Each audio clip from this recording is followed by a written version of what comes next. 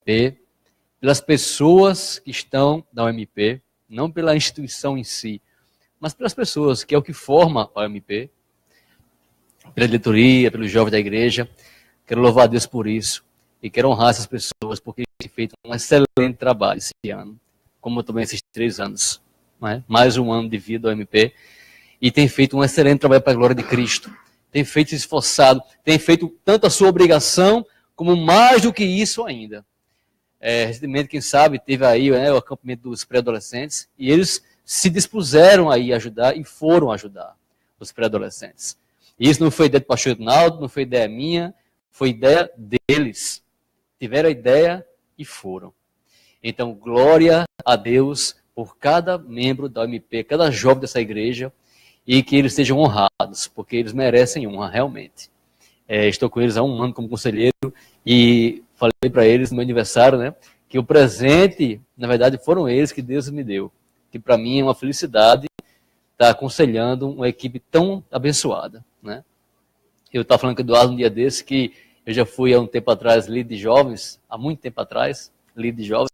A igreja tinha muito mais jovem que tinha hoje, bastante jovem mesmo, e também tinha mais problema, né? Muita gente, mais problema, né? E assim, eu lembro que eu sofria, eu lutava com pecados de alguns jovens, ia para casa da pessoa, ficava lá até 1 da manhã conversando, uma luta, irmãos. Pense numa luta, né? E nesse ano eu não vi nada entre esses jovens que tivesse ligação com o pecado, com dificuldade, com falta de comunhão, com, sabe, uma bênção, uma tranquilidade do Senhor realmente. Eu tenho que falar isso, porque sempre que a igreja erra, todo mundo fala, né, do erro da igreja, o erro do pastor, o erro, mas quando ele acerta, ninguém fala, a gente tem que falar. Então a MP da nossa igreja é uma bênção em nome de Jesus, amém? Abra sua Bíblia aí,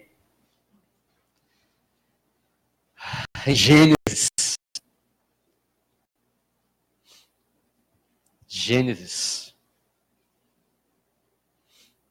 A primeira vez que eu preguei para o MP desse ano, eu falei de uma demanda, de uma necessidade deles, que era a comunhão.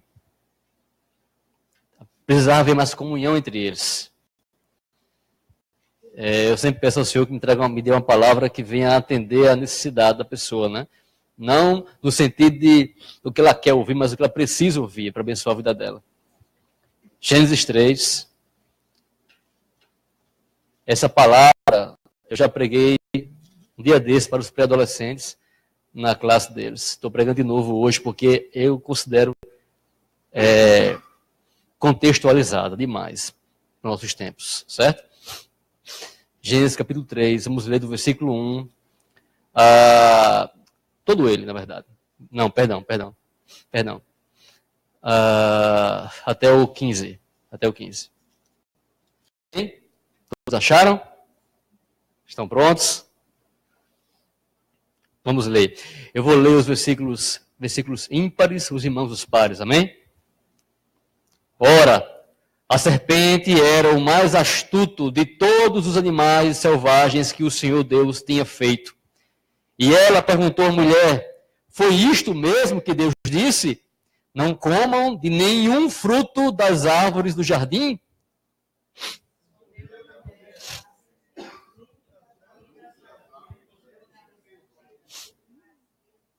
Mas Deus disse: não comam do fruto da árvore que está no meio do jardim, nem toquem nele, do contrário vocês morrerão.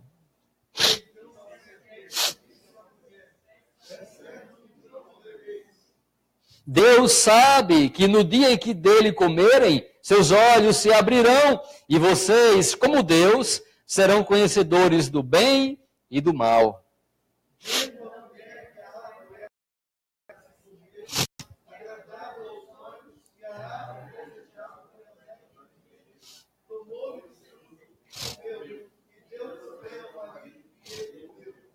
Os olhos dos dois se abriram e perceberam que estavam nus.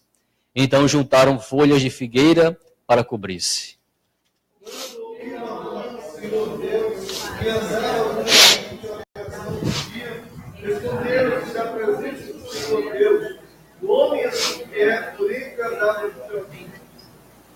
Mas o Senhor Deus chamou o homem perguntando: onde está você?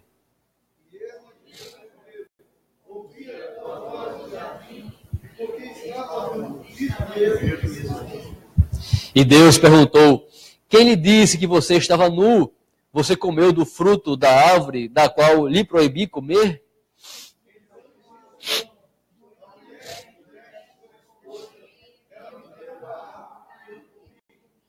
O Senhor Deus perguntou então à mulher: quem foi? O que foi que você fez? Respondeu a mulher: a serpente me enganou e eu comi.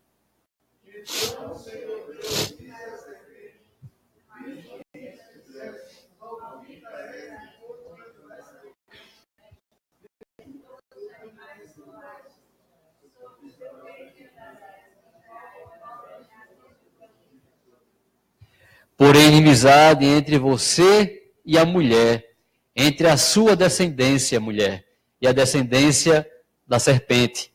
Este lhe ferirá a cabeça, e você lhe ferirá o calcanhar. Vamos orar mais uma vez?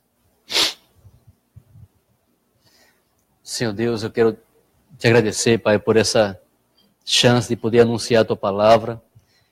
Eu sei, Senhor, que nós vivemos uma luta tremenda, Senhor, em nossa mente.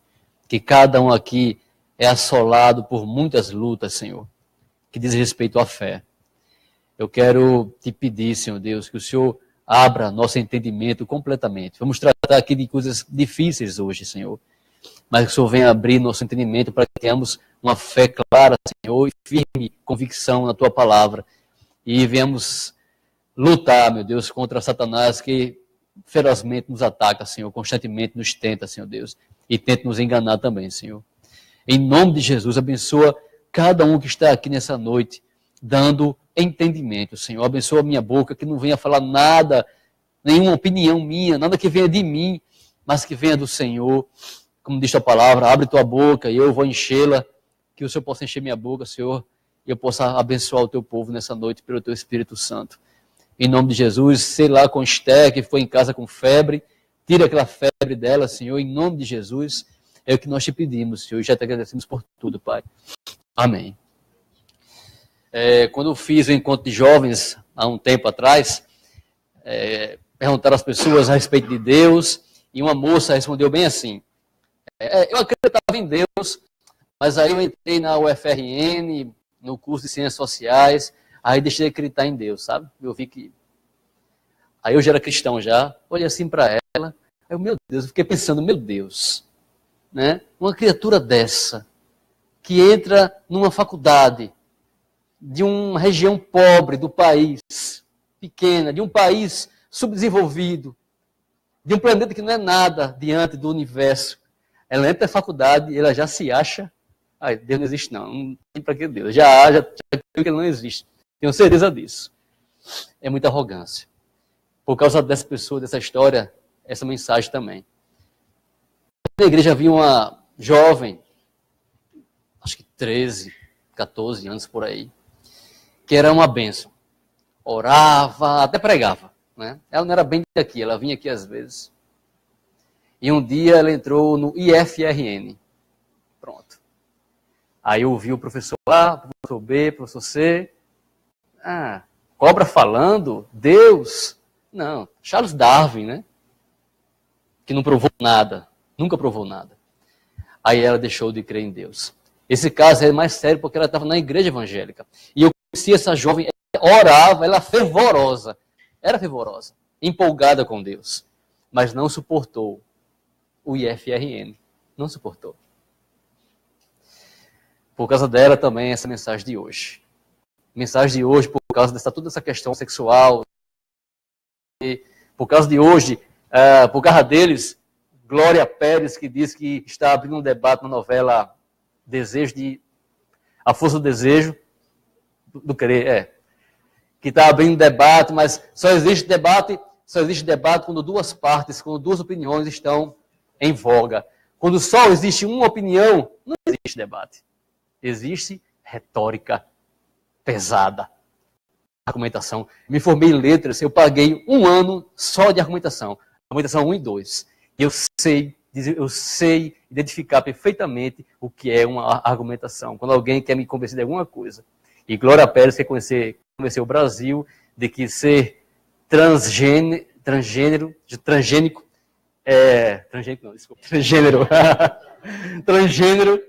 é normal. É normal, é natural. E Paulo fala o contrário. Paulo fala que não é natural. Eles deixaram as práticas naturais. É isso que fala o Espírito Santo. Deixaram as práticas naturais e se inflamaram, homem com homem, mulher com mulher, com perversões. É isso que Deus fala na sua palavra. Por causa disso também essa mensagem de hoje. A mensagem de hoje é sobre como o diabo tem enganado todo mundo. Tem enganado todo mundo. Fala assim, apóstolo Paulo, que é o Deus desse século, Deus com D minúsculo, né, no caso do diabo, o Deus desse mundo, ele tem cegado os incrédulos. Ele tem cegado os incrédulos. Lá em 2 Coríntios, Paulo fala isso. E todos estão cegos. E só Deus pode abrir nossos olhos. Mas o pior, irmãos e irmãs, é que Cristo fala que até os eleitos também poderão ser enganados. Até os eleitos poderão ser enganados. Até a igreja é enganada pelo diabo. Então, por isso, essa mensagem que eu já levei para os pré-adolescentes, e estou agora para vocês trazendo também, sobre como o diabo pode enganar você. Ou então, como você pode ficar calado diante das mentiras do diabo. O mundo está precisando que você lute pelo evangelho. Paulo fala bem assim, as armas com as quais nós lutamos não são armas humanas, mas são armas poderosas em Deus para destruir fortalezas. E nós destruímos argumentos, NVI essa versão, destruímos argumentos, Almeida, destruímos conselhos, King James, destruímos filosofias, pelo conhecimento de Deus. A igreja não pode estar, não deve brigar com ninguém. Não compete ao servo do Senhor viver com contendas, segundo Timóteo 2. Mas ser manso, brando para com todos. A ideia não é brigar, mas a ideia é lutar pela verdade.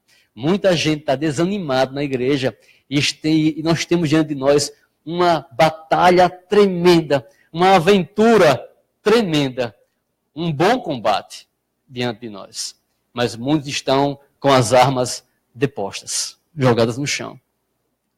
Outros só pensam na sua carreira profissional, no seu trabalho, nos seus filhos, e o mundo aí pelejando, lutando, guerreando. E muitas vezes, irmãos, porque somos indiferentes, a guerra chega lá em casa e a gente perde a guerra. Eu vou contar uma história a vocês, muito triste. Eu estava com uma família um dia desse, numa casa de praia, e de repente uma menina que a mãe dela é evangélica, há muitos anos, certo? Mas é crente domingueira, só vai à igreja domingo à noite, quando dá. E a filha dela começou a dançar funk, e a cantar funk, e uma música sensual, e uma dança sensual. Eu fiquei arrasado, irmãos. Fiquei arrasado, muito triste. Uma criança de 6 anos de idade, desse tamanho, 5 anos, dançando funk de maneira sensual. Aí eu aprendi na hora, né? Já fui aprendendo já. Dei uma apreensão nela, não faça isso, que isso é horrível, isso é feio. Aí me disseram que ela aprende isso na escola dela. Na escola dela, durante o intervalo, eles ligam funk para que as crianças possam dançar funk lá, de maneira sensual. Eu não vou aqui falar com a letra da música. E eu pensei, meu Deus, onde está? Está onde? Onde está? Onde está? Que ela não faz nada, não é? Aí, irmãos, a gente não faz nada. Aí um belo dia a gente quer que o nosso filho, quer que à força o seu filho aceite vir à igreja domingo à noite. Quando a cabeça dele já está cheia desse mundo, cheia desse mundo. E quando ele se depara com a palavra do Senhor, é algo totalmente estranho. Totalmente estranho. Totalmente estranho. Ele não aguenta. nem ouvir a palavra do Senhor. Porque desde criança que ele escuta e dança funk. Ele vê tudo na televisão, na internet, tudo. Ele está andando com o mundo. Fala bem assim, apóstolo Paulo, o que é que tem a ver os ídolos com o templo de Deus? O que é que tem a ver? O que é que tem a ver Jesus e o diabo? O que é que tem a ver? Olha essa parte agora. O que é que tem a ver? Que comunhão há entre os fiéis e os infiéis? Mas Henrique, você pregou aqui um dia desse sobre o samaritano, dizendo que a gente tem que chegar perto das pessoas, ajudar as pessoas, até os descrentes. E Paulo está falando o seguinte, você não pode ter concordar com a mentalidade desse mundo, se conformar com esse mundo. Eu não posso concordar com eles, fazer o que eles fazem. Aí ele fala no começo, né? Jugo desigual. O que é o jugo? Carro de bois, quem sabe o que é isso aqui? Né? Carro de bois, 2 bois entrando do lado do outro, e um pedaço de madeira assim, ó, unindo os 2 bois para que eles não façam isso, né? Então, para andar emparelhado, tem que estar alguma coisa juntando os 2 bois. É o jugo. Aí Paulo fala, não andem em jugo desigual com os descrentes. Ou seja, não faça o que eles fazem. Não siga o caminho que eles estão seguindo. Seja amigo, ande com ele, mas não faça o que ele faz. Mas a igreja está dormindo para isso, irmãos. Dormindo. E tem gente aí ouvindo, dançando funk.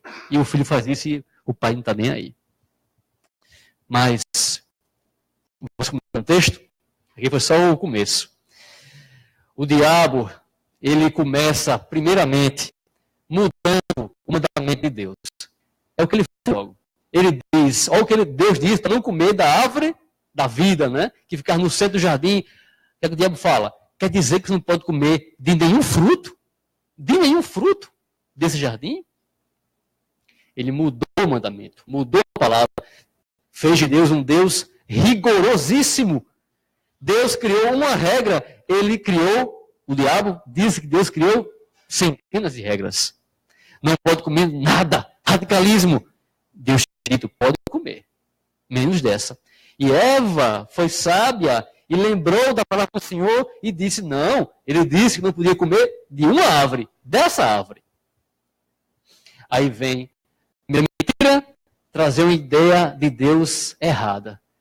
E isso acontece na nossa vida todo dia. Quando as coisas dão errado na nossa vida, a gente pensa, mas poxa Deus, por que o Senhor permitiu isso, né?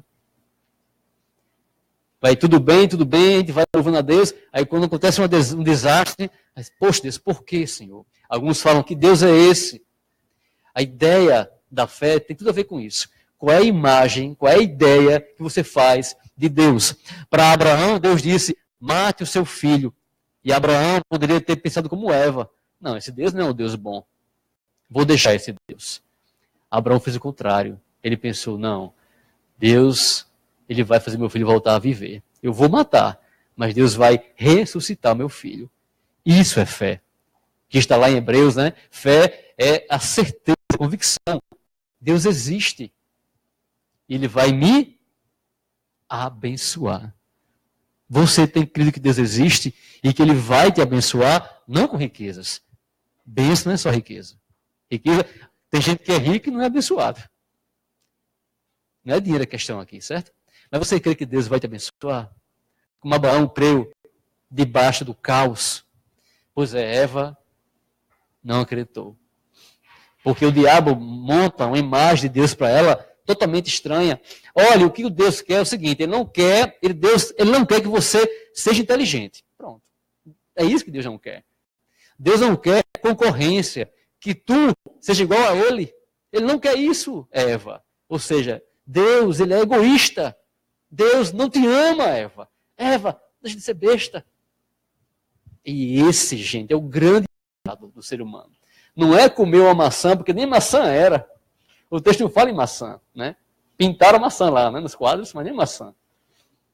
Não é comer um fruto, a questão não é essa. Às vezes a dogmática é muito dura, né? Não, porque comeu a fruta, pecou, pronto, caiu. É mais profundo. Se você for ler vai ver mais profundo.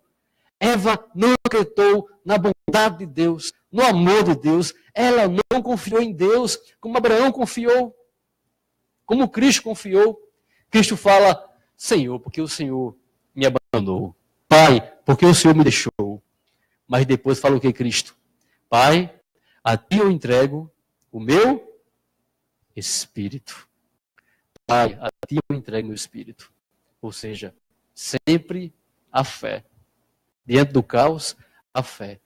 Fé não é só assentimento.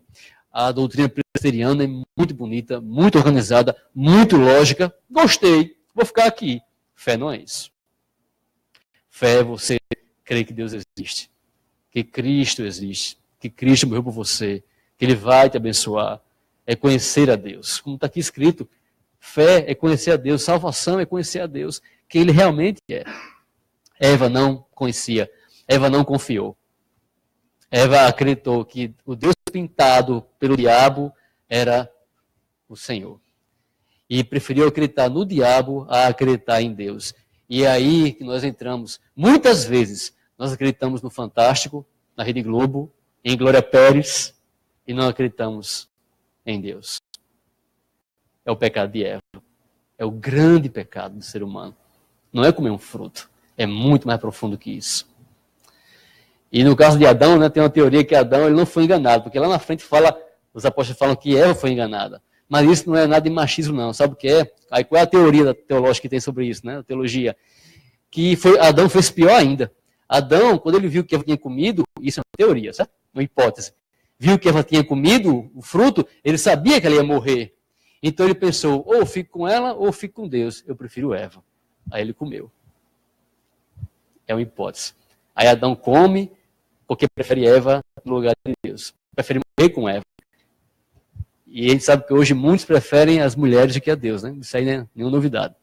Mas é só uma teoria, certo? Mas a questão é que depois Adão come e os dois duvidam de Deus. E os dois caem, e aí temos aí toda a história da humanidade. E o diabo consegue o que ele queria, que é enganar aquelas duas pessoas, que obviamente estavam no plano de Deus isso aí. Mas isso não retira deles o erro de Adão e Eva. Engraçado que eu estava falando com os pré-adolescentes com relação à serpente, né? A serpente, essas narrativas têm duas visões. O mundo diz, Einstein dizia que, e Einstein era judeu, acha, né? Dizia que a Bíblia era um livro da carochinha, né? Um livro de fábulas. Ele falou isso, Einstein. Eu li isso, ele falando isso. Ele escrevendo isso. O mundo fala que é uma fábula, porque quem já viu uma cobra falar, né? Eu vejo isso em Esopo, né? As fábulas, né? Agostinho dizia, Santo Agostinho, né? E até hoje os católicos pensam isso, os católicos, que é uma alegoria, na verdade. Quando fala serpente, não é que era uma serpente, era o diabo mesmo, que era chamado de serpente, né? Agostinho pensava assim, de maneira mais simbólica. Até hoje os católicos pensam assim, os católicos, mas nós, que somos reformados, pensamos que, de fato, era uma serpente. Aí eu falando com ele sobre isso na nossa classe lá, né? Aí eu disse, me diga uma coisa, na Bíblia, qual a dificuldade do demônio tomar o corpo de uma serpente, de um animal? Me diga uma coisa, o demônio toma o corpo de homens na Bíblia, e hoje em dia, toma ou não toma? E você vê um filme de possessão demoníaca e ninguém fica surpreso com isso, né? Aí o diabo toma o corpo de um ser humano com consciência, fala através dele com a voz do diabo, ninguém fica surpreso.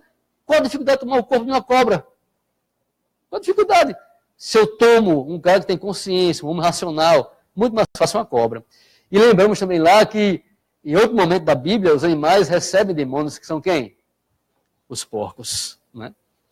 Então, quando você começa a pensar na Bíblia de maneira racional, você não vê fábula nenhuma, dificuldade nenhuma. O que você vê é a incredulidade da gente e do mundo. É isso que você vê.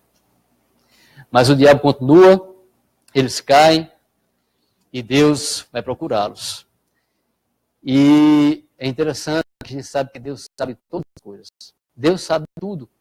E ele pergunta onde Adão estava, né? Aí eles perguntaram, não entendo, mas Deus não é onisciente, sabe de tudo, por que Deus perguntou onde Adão estava? Aí eu disse a eles que Deus, ele queria mostrar a Adão que ele estava à procura de Adão. É claro que o Senhor sabia onde Adão estava, mas ele queria que Adão soubesse que ele procurava por Adão. E o Senhor perguntou, Adão, onde estás, Adão? Na versão de Almeida, onde estás? É Deus sempre buscando a gente, irmãos. sempre buscando a gente. Mas no final da narrativa que nós vemos aqui, acontece algo muito interessante. E é essa ideia que não é hipótese, é muito claro no texto, é isso, é partindo daí que eu quero falar com vocês. Esse é o ponto-chave. Quando Deus fala bem assim, mulher, eu vou colocar uma inimizade entre você, entre a sua descendência, mulher, e a descendência da serpente. Entre os filhos da mulher, o filho da mulher e os filhos da serpente. Uma inimizade. Vocês sempre serão inimigos. Nesse momento, Deus cria dois povos. Dois povos que jamais serão amigos. Jamais andarão juntos. Jamais. Jamais se unirão. Que é o crente e o descrente. Que é o filho de Deus e o filho do diabo. E se você não crê nisso, você é uma presa fácil do diabo. Cristo fala isso de maneira mais clara com os fariseus, quando eles queriam matar Jesus, e ele fala bem assim, vocês não são filhos de Deus. Não são filhos de Deus. Vocês são filhos do pai de vocês, porque vocês só querem matar. Porque o pai de vocês é um assassino. Vocês são filhos do diabo. Aqueles fariseus eram filhos do diabo. Palavra de Cristo. Hoje de crer em Cristo, ou nós estamos em maus lençóis. Corremos um grande perigo em duvidar da palavra do Senhor Jesus. Então, todos os dias, quando eu vou ligar a televisão, todos os dias, quando eu saio de casa, eu tenho que entender que tem dois povos, o povo de Deus e o povo do diabo. Outro texto deixa isso muito claro também, no último dia, quando Cristo fala bem assim, olha, vocês que estão do meu lado direito, as ovelhas, venham a mim, benditos do meu Pai. E vocês do lado esquerdo, bodes, ele fala a palavra bodes, se afastem de mim. Vocês, por que se afastem dele? Está aqui a resposta. Vocês que praticam o mal. Se afastem de mim, vocês que praticam o mal. E assim será, irmãos. Começou lá com Adão e Eva, Caim e Abel. Depois, Esaú e Jacó. Sempre, sempre, sempre. José e alguns dos seus irmãos, Simeão, por exemplo, sempre dois povos, sempre a divisão, nunca a união. Nós vivemos no auge da globalização. E a ideia central dela é a seguinte, olha, todo mundo junto, a vida. Você vê isso na propaganda do Itaú, com relação ao Rock in Rio. Não é? O que o mundo separa, a música une. Não é isso? E você, como cristão, pode pensar, mas Henrique, mas não é amor, não é assim mesmo? Gente, o amor não tem nada a ver com você se unir a quem pratica o mal, a quem é inimigo de Deus. Amor não é isso. Amor não é isso. Não é você praticar o mal ou andar com quem pratica o mal. Por exemplo, qual pai vai querer que o filho ande com um traficante? Você vai querer? Mas não é para andar junto? Você vai querer? Ou com um jovem viciado, que está totalmente viciado? Você vai querer? Ou com um ladrão? Você vai querer? Você vai andar com ele? Tem que entender isso, irmãos, que existe uma divisão. E essa divisão e o discurso contrário a Deus está na TV, está nas escolas, está em... Eles sabiam que até os Simpsons é algo diabólico. Eu sei que você deve estar achando o seguinte, rapaz, a igreja presbiteriana, tão racional, tão estudada, esse discurso aqui é discurso das igrejas bem radicais, né? Não é, irmãos, não é. É um discurso bíblico. Porque a gente não está acostumado com esse discurso. Porque é um discurso que fere a gente. Né? Não é um discurso politicamente correto. Aí eu estava um dia aqui na igreja, já vi uma criança com a camisa dos Simpsons, né? Estava eu e o pai dele, muito amigo meu, eu fiz, ei, isso aqui é do diabo, viu? Eu disse a ele. Aí ele fez assim, eu não assisto não. Aí saiu, né? Aí eu fui explicar ao pai dele que eu não era louco. né? Por que do diabo? Para vocês só um exemplo. Eu sei que recentemente teve aí um episódio dos Simpsons que teve, né, homossexualismo, beijo de homens e mulheres, né, tal. Não é isso que eu vi, agora não. Há muito tempo atrás, eu estava vindo com minha sobrinha, os Simpsons, com Laura.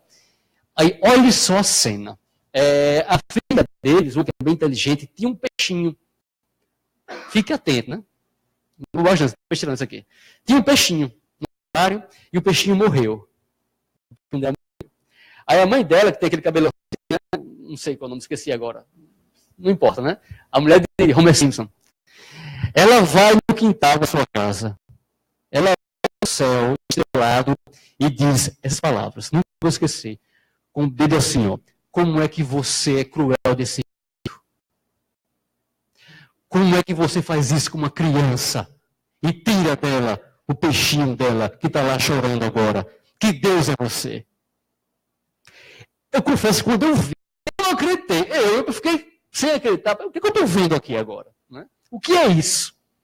Porque não foi, geralmente o diabo, ele é sagaz, ele é sutil, né? Está escrito, ele vem como um anjo de luz. Ele não vem aquela coisa preta com chifres. Ele vem como um anjo de luz. É algo bonito.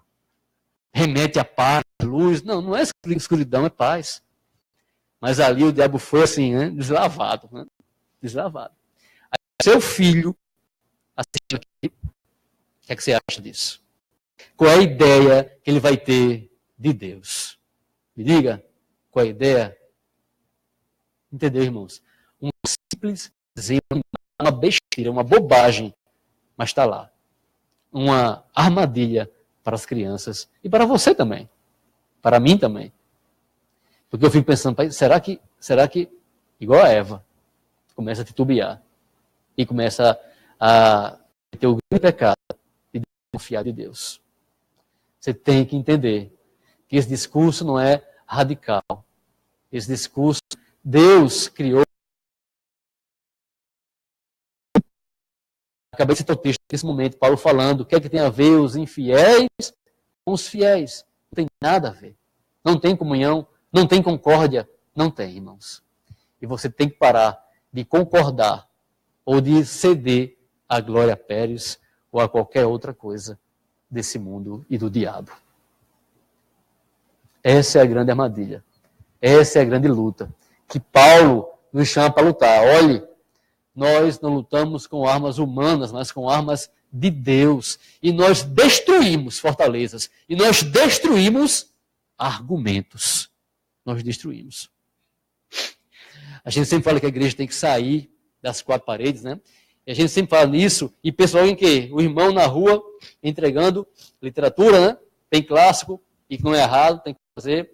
Ou então a gente indo para um orfanato, a gente indo ali louvar na esquina. A gente faz muito isso. Com licença, irmãos.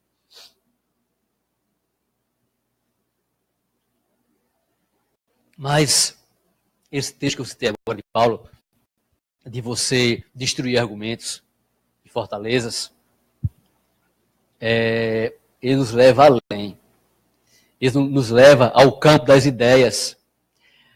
Hernandes Dias Lopes, grande reverendo presbiteriano, disse bem assim, eu já falei aqui uma vez, eu acho sobre isso, uma vez. Ele disse, no seu livro, não, antes eu vou contar uma história antes. Nosso irmão Neto, presbítero, foi uma vez para a Bahia, para um congresso de batalha espiritual. Ele foi por outra razão, mas estava lá e foi no congresso também, assistir lá, ver como é que era. Quando ele chegou lá, o congresso, era um irmão empunhando uma espada transparente e lutando com delicadamente, bem assim. E Neto, vendo aquilo, meu Deus, o que é isso? E o cara ficou suado de tanto lutar com um demônio invisível. Com a sua espada também invisível, né? E Neto chegou aqui em Natal contando essa história. Ele não acreditei naquilo que eu vi, não. Foi uma coisa assim surreal, né? Aí Augusto Nicodemus fala bem assim, olhe, quando o seu livro Batalha Espiritual, né? Batalha Espiritual, seu livro. Você já pensa logo outra coisa lá. Ah, rapaz, eu quero passar a noite toda orando sem parar, que também faz parte da batalha espiritual. Mas não é só isso. Não é só isso. Né? Aí ele fala, a batalha espiritual, ela se dá na sua cabeça. Ela se dá aqui, ó. na sua mente. É aqui que se dá a batalha espiritual. Não foi o caso de Eva? O que houve com Eva? Andava com Deus todo dia, mas de repente mudou a mente dela. Mudou a mente dela. Batalha espiritual é isso. Então a igreja tem que sair também nessa batalha também. E vocês, essa é a razão, a outra razão dessa palavra, com relação à mentira do diabo, vocês têm que falar na universidade, nas escolas. Tem que falar. Tem que falar. Não pode ter medo. Não pode. Mas se você não lê a Bíblia com calma, e se você não ler bons livros, você não vai falar. E se não tiver fé, ousadia e coragem, não vai falar. Não vai falar. Aí você vai dizer bem assim, Rick, glória a Deus. Olhe, estou firme na fé, estou na igreja há vários anos, passei pela UFRN, consegui, guardei a fé, lutei o bom combate, não me desviei. Mas eu também não falei uma vírgula na UFRN, na sala de aula, em lugar nenhum, nas conversas, porque eu achava que pregar era só aqui assim, o povo sentado, você falando sozinho. Muitos estão assim, irmãos, estão tímidos. Aí Paulo fala bem assim, quando fala de Moisés e do ministério da lei. Era um ministério que quando Moisés, né, ele pregava, ele falava, havia uma luz nele, no rosto dele, mas aquela luz foi se apagando, e Moisés começou a ficar com vergonha, não com vergonha, começou talvez vergonha, né, a esconder o rosto, para que ninguém visse que estava se apagando aquela glória. Aí Paulo fala bem assim, presta atenção agora, isso é importante, mas o nosso ministério, a nova aliança, a do Espírito Santo, não se apaga, muito pelo contrário. Aí ele dá a finalidade. Por isso, nós temos ousadia no nosso falar. Vejam o que é isso, irmãos. Ele está dizendo que nós temos que ter ousadia no falar, porque nós temos o Espírito Santo e nós temos a verdade em nossas mãos. Vincent Chong fala muito isso. Quando for debater com alguém, conversar com alguém, vá na certeza que você está certo. Que você está entendendo a palavra. Se você for assim, duvidando, você já vai levar uma surra de argumentos e de Bíblia. Estude a Bíblia, leia bons livros e vá, mas vá com fé. Eu vou dar aqui o mérito, sabe, irmãos? Porque eu critico muito essa pessoa, esse pastor, então eu também tenho que dar o mérito a ele, certo? Um dia eu estava indo dar aula, né? Há muito tempo atrás, quando dava aula ainda, no ônibus, na faculdade, estágio, ó, Daniel, estágio de professor, sofri demais. Né? Aí no ônibus, lá, a gente ficava lendo, uma hora no ônibus, aqui no Norte, né? Uma hora no ônibus, lendo, eu estava lendo de Silas Malafaia, né? A quem eu critico bastante, inclusive, na nossa EBD ali. Né? Mas estava lendo, tal, sou um cara que tem de ser aberto, e faz tempo também. Aí Silas dizia uma coisa interessante, que as pessoas do mundo dizem que não existe verdade, que existem várias verdades. Aí, elas dizem também que Cristo, diante de Pilatos, perguntou pela verdade a Cristo, Pilatos perguntou a Cristo, e Cristo não respondeu nada. Aí Malafaia escreve, mas está lá na Bíblia, que Cristo fala, eu sou o caminho e a verdade. Eu já tinha lido essa frase várias vezes, vocês também. Essa frase já virou mecânica já, né? Eu sou o caminho, a verdade e a vida. Mas não para pensar, Cristo é a verdade. Ele, tudo que ele fala é a verdade. Lendo aquilo, eu fiquei maravilhado. Que bênção, que legal, né? Falo isso para a glória de Deus. Todo tempo está no trabalho. Aquele professor, um doutorado na China, doutorado na França, doutorado não sei o quê, um PhD, literatura, ó. Aí ele disse bem assim, porque vocês sabem, né? Não existe a verdade. Aí eu, não tem verdade. Tem várias verdades. Inclusive Jesus. Aí eu, meu Deus, não creio nisso. Né? Malafaia, ó, Deus usou Malafaia. Tá vendo, irmãos? Né? A gente não pode ter preconceito, não, certo? Eu estou falando sério. Eu, meu Deus, não creio nisso. Tá aqui a resposta para o Aí ele, Cristo disse, Pilatos, Ou melhor, Pilatos perguntou a Cristo, né, o que é a verdade, Jesus? E Cristo não respondeu nada. E é verdade, está na Bíblia mesmo isso. Pilatos pergunta, né, e Cristo não responde nada. Só que para azar dele, ele se meteu com quem? Com o povo que lê a Bíblia, né? Aí, quando ele falou aquilo, ora, se nem Jesus sabia o que era verdade, aí eu fiz, professor, ele sabia. Ele não respondeu a Pilatos, ou então o evangelista não quis colocar no texto. Das duas, né? Cristo não quis dizer a Pilatos que era verdade, ou não está escrito o diálogo completo deles dois. Mas em outro momento, Cristo fala, eu sou a verdade. Meus irmãos, nunca vi um professor com uma cara tão assim, sabe, sem saber o que dizer na vida dele. Cheio de vergonha dele também, sabe? Com a vergonha que ele passou. Tem que ter coragem, mas tem que ter fé, mas tem que ler livros, mas tem que ler a Bíblia. E tem que orar. Porque senão, você vai ser um reles espectador. Vai só assistir esse bom combate passando diante dos seus olhos e você não vai fazer nada. Nada. E aqui na igreja cheio de autoridade para dar uma aula desse aqui para pregar, no FRN tem medo de todo mundo. Como é que pode? Não é? Como é que pode? Vincent Chong, meus queridos, a verdade está conosco. Como é que você pode retroceder diante disso? Pastor João Batista, nunca vou esquecer. Nunca vou esquecer. Aqui pregando, dizendo, olha, como é que pode? A gente tem a verdade e fala como se ela fosse mentira. Ou fala assim, desanimado, fala em dúvida, né?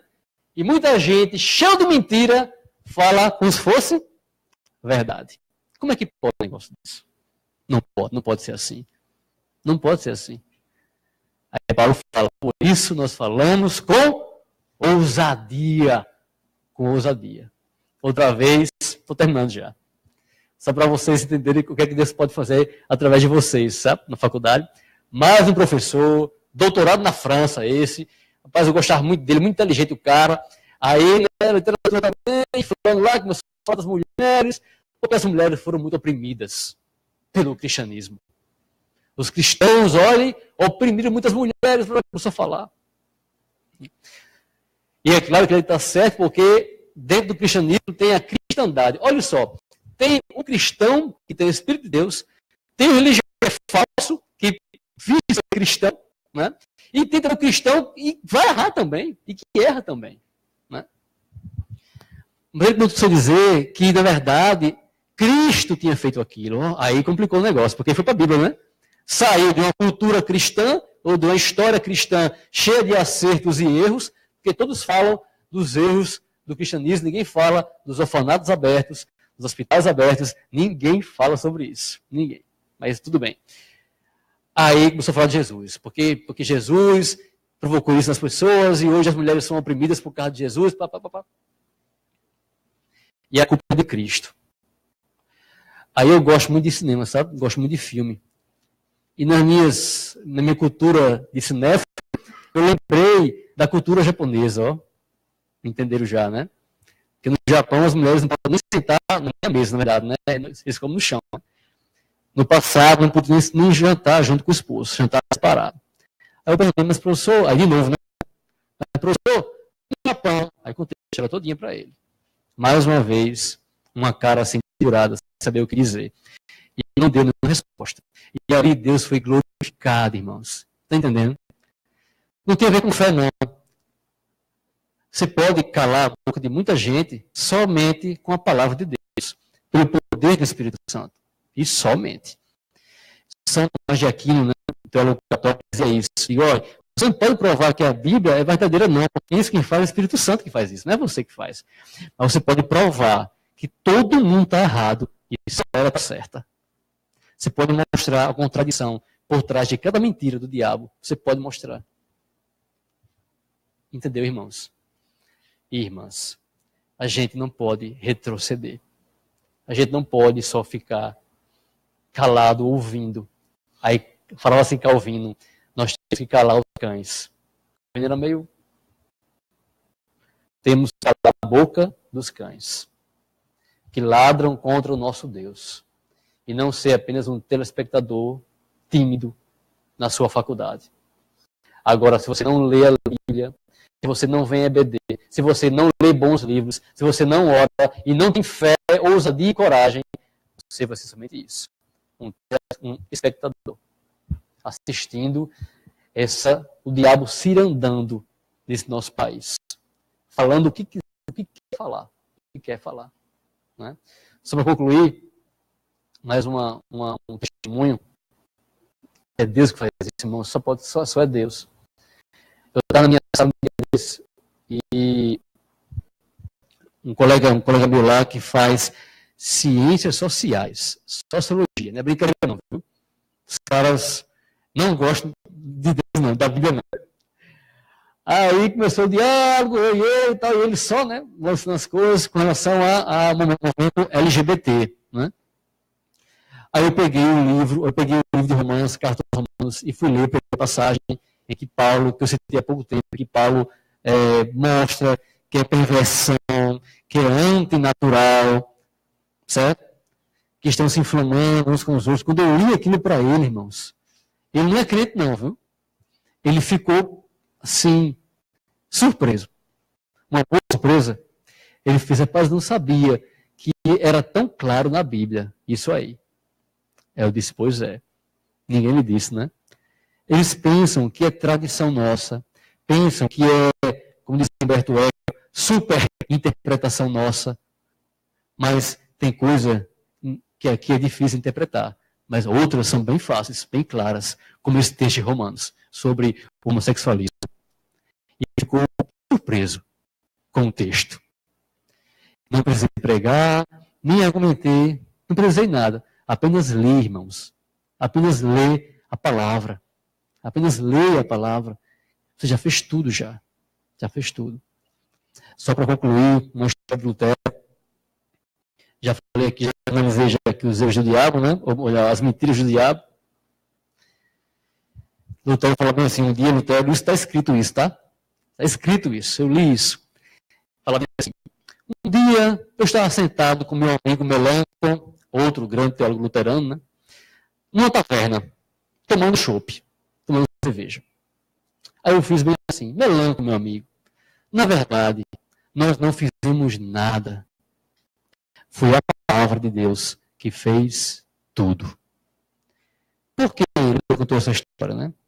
Primeiro, naquela cultura deles, tomar cerveja não era uma coisa tão, né, terrível assim.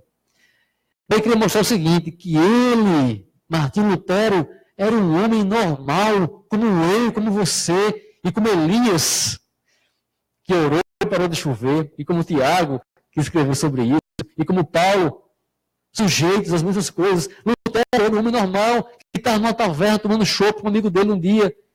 Mas ele fala, não foi a gente do Melanchthon, foi a palavra.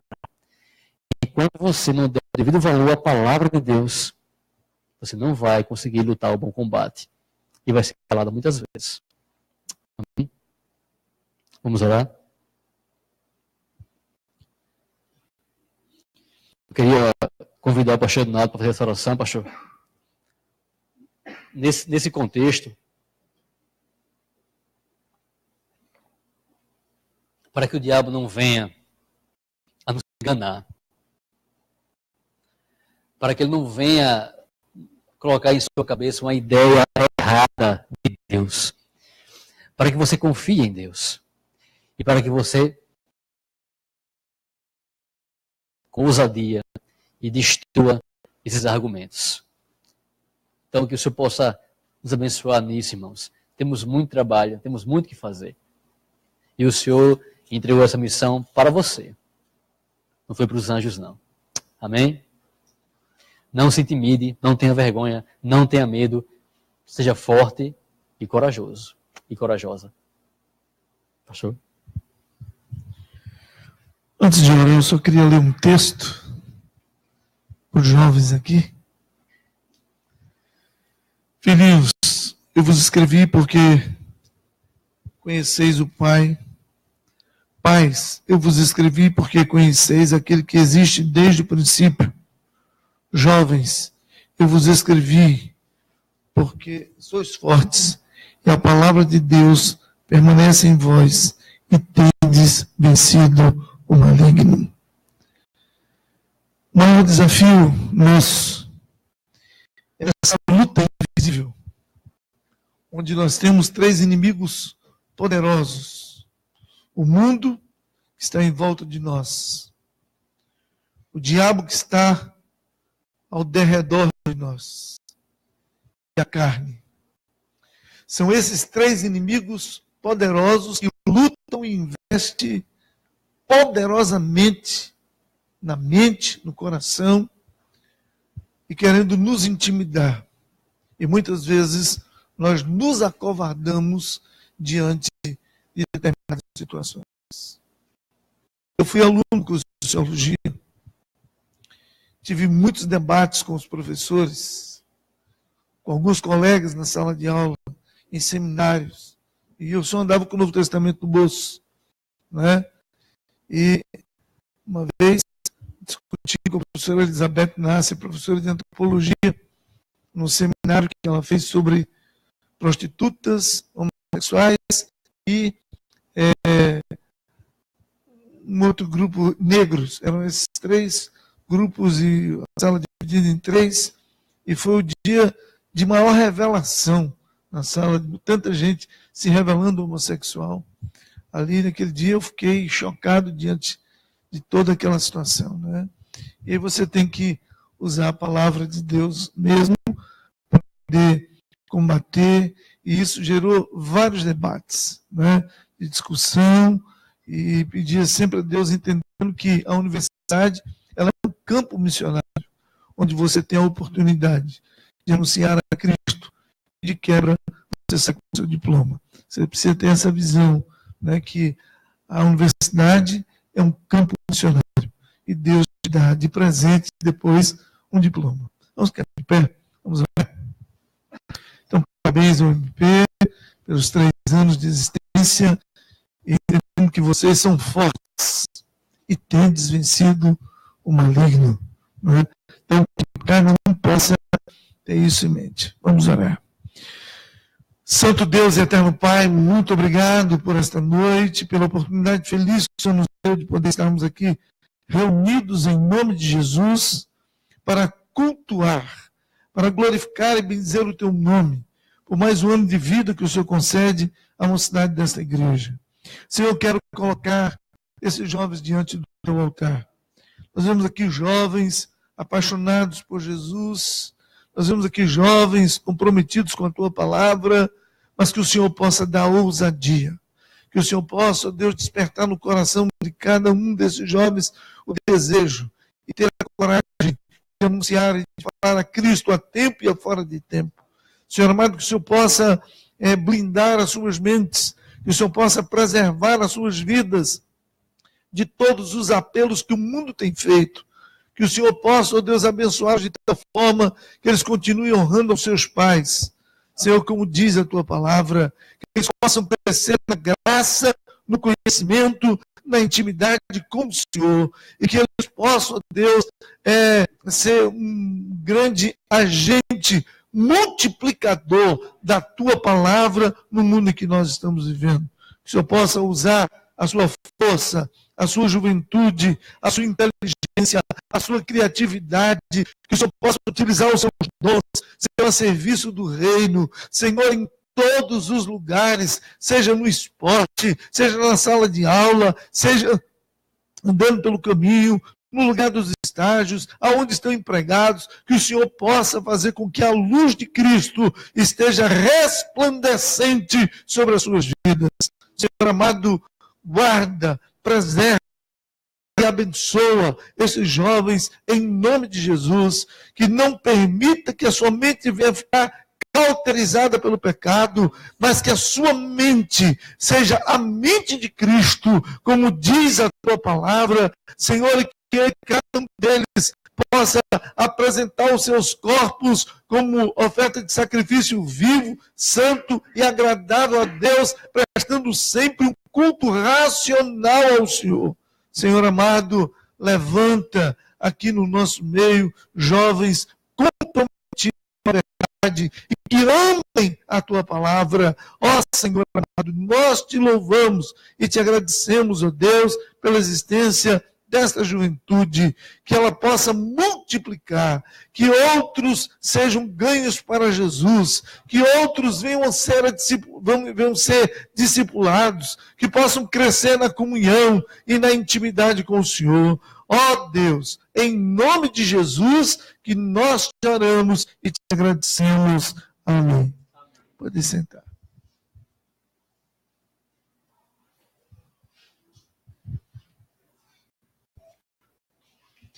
Bom, assim a gente encerra nosso momento de culto aqui, né? De gratidão ao Senhor. Eu queria convidar todo mundo para o lanche que a gente preparou com muito carinho aqui fora. Amém?